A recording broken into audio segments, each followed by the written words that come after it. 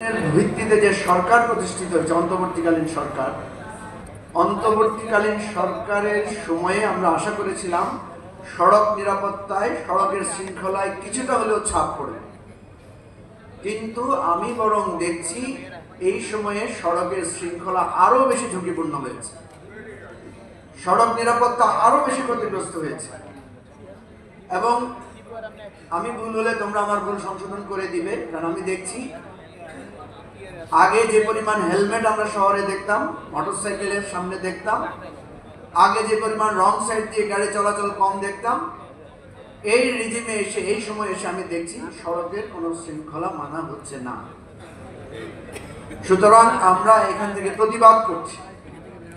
অতীতেও এই ধরনের যখন কেয়ারটেকার সরকার বা ইন্টারিম কিছু গভর্নমেন্ট আসে, আমাকে একটা স্লিপ দেওয়া হলো, আমার জেলা যেহেতু ফেনী, এখানে নাকি ফেনী থেকেও কিছু ভাই বন্ধুরা আসছে, সবাইকে অভিনন্দন। খুব খুশি লাগছে দেখে।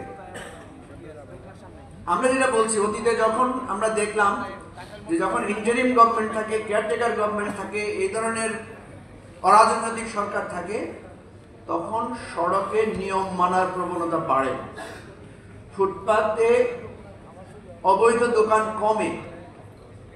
এবারই প্রথম দেখলাম এটা পুরোটা উল্টা, ফুটপাতে দোকান বেড়ে গেছে, সড়কের শৃঙ্খলা কমে গেছে, এবং রিক্সাওয়ালারা দেখি ট্রাফিককে পাত্তাই দেয় না, সার্জেন্ট ট্রাফিককে 2 পয়সা গুরুত্ব দেয়। বারবার চেষ্টা করেছি সরকারকে এই কথাটা বলতে, যে আমরা যারা বঞ্চিত, ব্যথিত, লাঞ্ছিত, নিপীড়িত ছিলাম তাদের কথা আলাদা। যেই লোকটা রাস্তায় 3 ঘন্টা দাঁড়িয়ে থাকতো বা 2 ঘন্টা জ্যামে থাকতো, সেই লোকটাও এখন যখন দেখে এই সরকারের সময়ও তাকে একইভাবে 2 ঘন্টা বা 2.5 ঘন্টা জ্যামে বসে থাকতে হয়, সে কিন্তু কোনো পার্থক্য খুঁজে পায় না। সে কিন্তু মনে করে না যে রাষ্ট্রে কোনো পরিবর্তন এসেছে।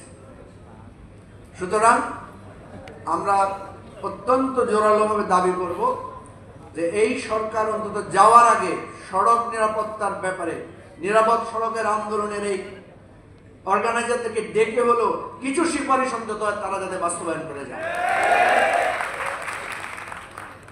এবার তোমাদের সমালোচনামূলক কিছু কথা বলি। সমালোচনাটা তোমাদের না। তোমরা জানো যে তরুণ এবং প্রবীণ, নবীন এবং প্রবীণ একটা দ্বন্দ্ব থাকে।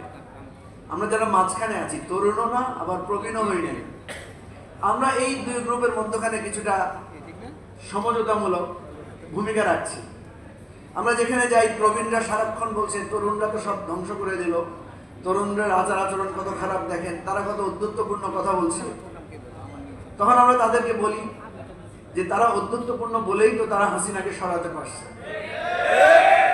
তাদের শক্তি এবং সাহস দেখাতে পারছে বলেই তো গাড়ির সামনে দাঁড়িয়ে জিজ্ঞেস করেছে আপনার লাইসেন্স দেখান, লাইসেন্স দেন। আমরা যখন এটা জোরালোভাবে বলি তখন ওনারা কিছুটা ঠান্ডা হন। আবার যখন আমরা তোমাদের কাছে আসি, তোমাদেরকে বলি যে দেখো, তোমাদের কিন্তু একটা চ্যালেঞ্জ নিতে হবে।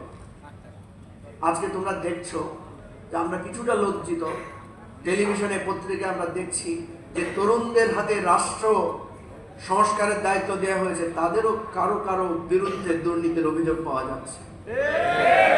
তোমরা কি এটার জন্য লজ্জিত না? তাহলে এই চ্যালেঞ্জের ব্যাপারেও কথা বলতে হবে আমাদেরকে বলতে হবে আমাদের তরুণদের গায়ে কাঁদা লাগানোর, আমাদের দিকে আঙুল তোলার জন্য কেউ যাতে আমাদের যে অর্জনটাকে কেউ যাতে নস্যাৎ করতে না পারে, তাদের বিরুদ্ধে আমাদেরকে শক্তভাবে দাঁড়াতে হবে। এটা বিক্ষোভ বা প্রতিবাদের কথা না, এটা আত্মসংশোধনের জন্য করতে হবে। কারণ তরুণদের আশা যদি শেষ হয়ে যায়, তরুণদের পক্ষ থেকে যদি প্রত্যাশা শেষ হয়ে যায়, তাহলে আমাদের আর কিছু অবশিষ্ট থাকবে না। শেষ কথা, তোমরা যেভাবে তোমাদের 2 জন বন্ধুকে হারিয়ে একটা আন্দোলনের বীজ বপন করে সারা বাংলাদেশের মানুষকে জাগিয়ে তুলেছিল, আমরা এমন একটা রাষ্ট্রে আছি। এখানে ডক্টর সাবিয়া তার অভিজ্ঞতা বর্ণনা করেছে, আমি একটা ছোট্ট অভিজ্ঞতা বলি। আমি গত বছর নিউ ইয়র্কে গিয়েছিলাম, সেখানে আমি একটা দুর্ঘটনায় পতিত হয়েছি। এই উদাহরণটা দিচ্ছি, তোমাদের এটা কাজে লাগবে। আমার একজন কাজিন আমাকে রিসিভ করতে এসেছিলেন, ওনার একটা নতুন গাড়ি কিনেছেন। উনি আমাকে বললেন যে তোমাকে আমার গাড়িতে আমি লং ড্রাইভে নিয়ে যাব। একটা সিগনালে দাঁড়ানো, আমরা দুজন গল্প করছি, হঠাৎ দেখলাম পেছন থেকে সিগন্যালে দাঁড়ানো অবস্থায় পেছন থেকে বিকট জোরে একটা ধাক্কা আমাদের গাড়িকে দেওয়া হয়েছে।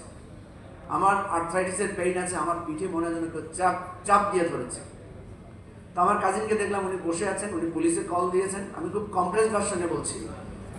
পুলিশে কিছুক্ষণ পর পুলিশ আসলো। পেছন থেকে যে মেয়েটা গাড়ি ড্রাইভ করছিল সে এসে আমাদেরকে বলল, সরি, তোমাদের কি কোনো সমস্যা হয়েছে? আমি তো বুঝতে পারি না। আমি বলছি, হ্যাঁ সমস্যা হয়েছে, আমি তো পেটে ব্যথা পাইছি। তুমি আমি যেন ধাক্কা দিলা, এটা তো বাংলাদেশেও হয় না। ট্রাফিক সিগন্যালে দাঁড়ানো অবস্থায় কেউ পেছন থেকে ধাক্কা দেয়? তো আমি তো খুব বিরক্ত হলাম যে আমেরিকায় আসলাম, এত সভ্য দেশ, বাংলাদেশে তো অন্তত সিগন্যালে দাঁড়ানো অবস্থায় কেউ পেছন থেকে মেরে দেয় না, এখানে মেরে দিলে এত জোরে।